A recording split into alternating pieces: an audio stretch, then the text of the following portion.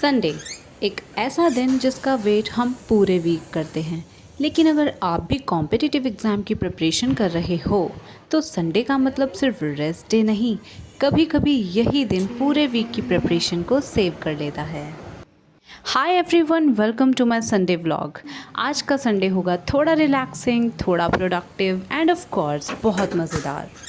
सबसे पहले मैं अपना मॉर्निंग रूटीन कंप्लीट करती हूँ।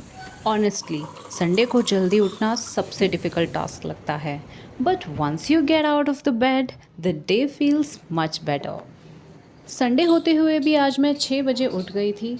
और वीकडेज़ में एक्सरसाइज करना थोड़ा सा मुश्किल हो जाता है, बट मैं ट्राई करती हूँ कि मैं डेली एक्सरसाइज करूँ। लेकिन वीकेंड्स पे I can never skip that. इसलिए मैं फटाफट से रेडी हो गई थी और मैं पहुँच गई थी अपनी छत पे। खुले आसमान के नीचे बैठना, एक्सरसाइज करना, योगा करना, अपनी पसंद का म्यूज़िक सुनना, रीडिंग करना मुझे बहुत अच्छा लगता है। इसलिए वीकेंड्स तो मैं ऐसे ही स्पेंड करना पसंद करती हूँ। मेरी मम्मी को गार्डनिंग करने का बहुत शौक़ है, इसलिए उन्होंने छत पे सुंदर सुंदर प्लांट्स लगाए हुए हैं जो कि बहुत खूबसूरत लगते हैं। सी, दिस इज़ वाटरमेलन। एक चीज़ और दिखाती हूँ मैं आपको। ये मेरी मम्मी की मेहनत का फल है। पेरेंट्स की मेहनत का फल तो बच्चों को भी मिलना ज़रूरी है। तो चलिए इसे टेस्ट करते हैं।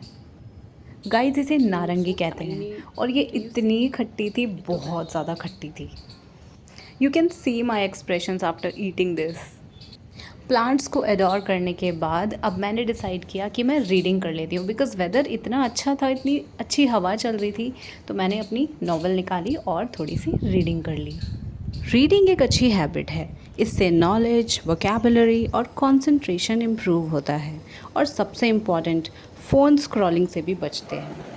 उसके बाद मैंने अपना डे प्लान किया, बिकॉज़ बिना प्लानिंग के कोई भी काम करने का कोई फ़ायदा नहीं है। मैं हमेशा एक टू डू लिस्ट बनाती हूँ और फिर उसके अकॉर्डिंग अपना डे स्टार्ट करती हूँ। Here is my to do list, जिसमें मुझे English, shorthand, GS, reasoning सब कुछ करना है। आज मैंने सोचा कि ब्रेकफास्ट भी क्यों ना खुद ही बना लिया जाए, तो मैंने आलू बॉईल करने के लिए रख दिए थे। आलू बॉईल करने के बाद मैंने स्टफिंग तैयार की और उसके बाद मैंने बनाए आलू टोस्ट।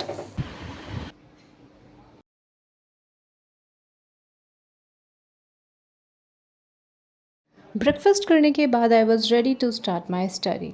सबसे पहले शॉर्ट हैंड की प्रैक्टिस करने वाली थी, फिर मैंने रियलाइज़ किया कि मेरे नेल्स बहुत बड़े हैं। एक्चुअली मुझे एक फ़ंक्शन में जाना था जिसके लिए मैं नेल्स ग्रो कर रही थी, बट बड़े नेल्स में शॉर्ट हैंड लिखना और टाइपिंग करना बहुत डिफ़िकल्ट हो जाता है, इसलिए नाउ आज इनको कट करते हैं। इसके बाद मैंने अपने नेल्स पे एक ब्यूटीफुल सी नेल पेंट अप्लाई की।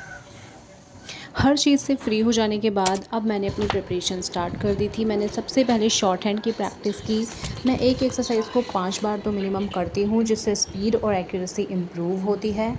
आज मैंने खैर एक्सरसाइज को 3 बार ही किया था।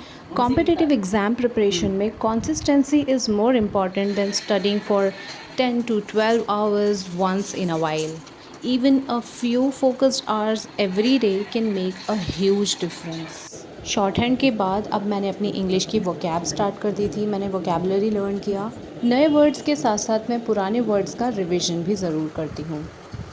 अगर आप सिर्फ नए वर्ड्स लर्न करते जाओगे और पुराना रिवीजन नहीं करोगे तो कोई फ़ायदा नहीं है। आप जो नए वर्ड्स कर रहे हो उन्हें भी भूल जाओगे। लंच करने के बाद मैंने सेसेमी सीड्स और फ्लैक्स सीड्स को रोस्ट किया। Good source of calcium and omega 3। Short hand की सिर्फ आउटलाइंस प्रैक्टिस करने से काम नहीं चलता। जब तक आप डिक्टेशन नहीं लेंगे, अनसीन की प्रैक्टिस नहीं करेंगे, तब तक कोई फ़ायदा नहीं है। मैंने यूट्यूब से एक डिक्टेशन ली और फिर उसको मैंने चेक किया। स्टेनो में मैं पूरे वीक जो भी प्रैक्टिस करती हूँ उसमें जो डिफ़िकल्ट आउटलाइंस होती हैं, फ्रेजेस होते हैं, उसको मैं एक रजिस्टर में नोट करती हूँ और वीकेंड पे सैटरडे, संडे मैं उनको वर्ड्स को अच्छे से प्रैक्टिस करती हूँ। अभी तक मैंने शॉर्ट हैंड कर ली थी, यूट्यूब से डिक्टेशन भी कर ली थी और इंग्लिश में ईडियम्स लर्न किए थे और रिविज़न भी किया था। अब ज्योग्राफी की क्लास की बारी थी। जीएस आपके स्टेनो एग्ज़ाम में 50 मार्क्स की आती है, लेकिन इसका सिलेबस उतना ही वास्ट है। एन नंबर ऑफ़ फैक्ट्स हमें जीएस में याद करने पड़ते हैं, इसलिए फटाफट से अपना सिलेबस कंप्लीट कीजिए और फिर ज़्यादा से ज़्यादा रिवीजन कीजिए, मॉक टेस्ट दीजिए, जीएस आराम से हो जाएगी। इसके बाद मैंने रीजनिंग का एक सेक्शनल टेस्ट दिया और इस तरह मेरा आज का टास्क कंप्लीट हो चुका था। सिंपल सी बात है, अगर आपको लाइफ में कुछ अचीव करना है तो उसके लिए मेहनत तो करनी ही पड़ेगी, कोई शॉर्टकट नहीं है। After studying for a few hours I decided to take a proper break and reset my self. Productivity का मतलब ये नहीं कि आप पूरा दिन कंटिन्यूसली स्टडी करते रहो, रेस्ट भी ज़रूरी है, because a tired mind can not give its best.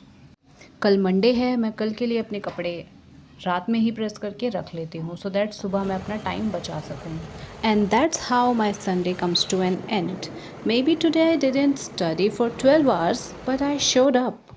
I studied, I practised and I moved one step closer to my goal. Thank you so much for watching this Sunday vlog.